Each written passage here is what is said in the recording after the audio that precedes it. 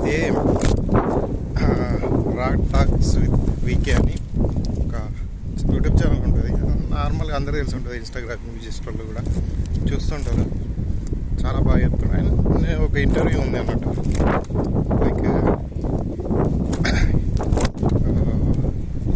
Videos మంచి మంచి points ఉన్నాయి. ఆ ఎపిసోడ్ లింక్ కింద పెడతాను డిస్క్రిప్షన్, చూస్తే చూడండి. అయితే నాకు దానిలో నచ్చింది మెయిన్ టాపిక్స్ చాలా మంచిగా తీసుకున్నారు. అండ్ ఒకటి మనం టెంపుల్స్ గురించి చేస్తాం కాబట్టి నేను అది చూసినప్పుడు చాలా మంచిగా అనిపించింది. అంటే టెంపుల్కి ఎలా వెళ్ళాలి, టెంపుల్కి ఎలా వెళ్ళాలి,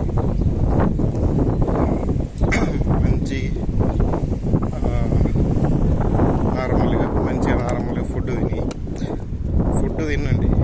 అలా అని చెత్త చెదారం తిండి కాకుండా నార్మల్ అయిన ఫుడ్ తినది. మాట్లాడే విధానం ఇలా మాట్లాడాలి, వెళ్ళేటప్పుడు ఇలా మాట్లాడుకుంటూ వెళ్ళాలి. మంచిగా నీట్గా డిగ్నిటీగా మాట్లాడాలి.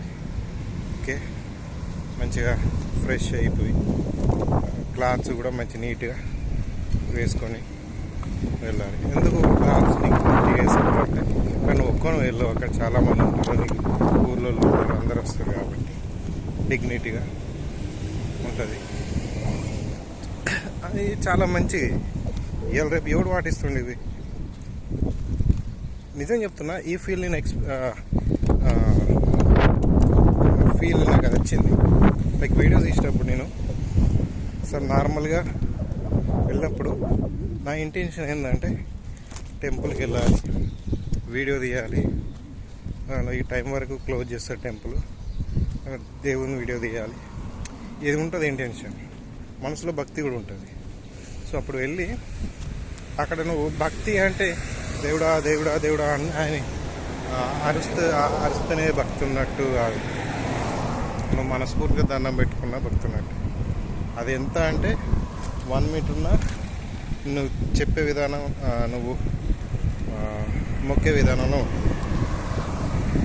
ఏదో మనసు ఎక్కడనో పెట్టుకొని, మైండ్ ఎక్కడనో పెట్టుకొని కొబ్బరికాయ కొట్టి అయిపోదు. ఒకటి ఇప్పుడే వెహికల్స్ వస్తున్నాయి. అయితే చాలా అప్పుడు ఒకసారి ఫీలింగ్ ఉంటుంది తెలుసా, నిజంగా అది ఎంత మంచి అనిపిస్తుంది అంటే నార్మల్గా ఇది మనం టెంపుల్కి ఎందుకు వెళ్ళినందుకు ఒక మనసులో ఒక తెలియని హ్యాపీనెస్ వస్తుంది. పోయినావా, ఇలా పోయినావా, టెంపుల్కి అయినావా, కొబ్బరికాయ పెట్టినావా, ఉండిలో డబ్బులు వేసినావా, వచ్చినావా అన్నట్టుగా మనం వెళ్ళేదానికి కూడా ఒక కారణం అనేది మనం మనస్సు కూడా అక్కడనే ఉండాలి. సో అది మెయిన్. సో అది నేను వీడియో చూసినప్పుడు చాలా బాగా అనిపించింది. లైక్ నాకు అది ఎక్స్పీరియన్స్ అయినా. ఇలా రేపు ఎవరు పోతారు, అట్లా ఏదో పోతారు చేస్తారు. కొందరు అయితే ప్రతి దానికి ఉపవాసాలు అవి ఇవి. ఓకే, అది నేను తప్పు అనట్లే. బట్ అది ఎలా అంటే నువ్వు మనస్ఫూర్తి అయినప్పుడు నువ్వు ఎన్ని కోట్ల పూజలు చేసినా అది వేస్ట్. యాగాలు చేసినా, హోమాలు చేసినా వేస్ట్. అది అర్థమవుతుందా? ఇది ఒకటి ఉంటుంది.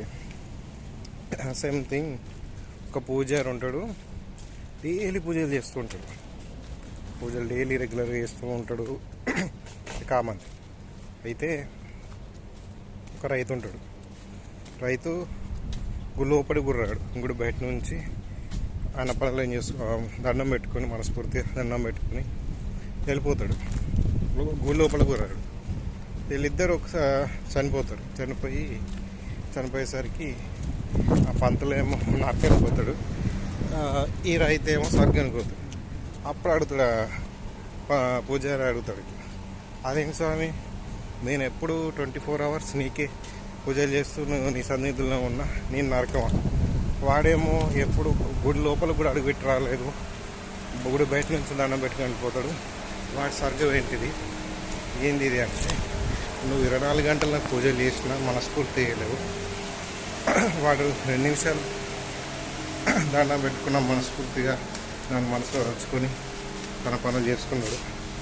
సో అందుకే అని చెప్పింది అన్నమాట. దీన్ని బట్టి అర్థం చేసుకోవాలి.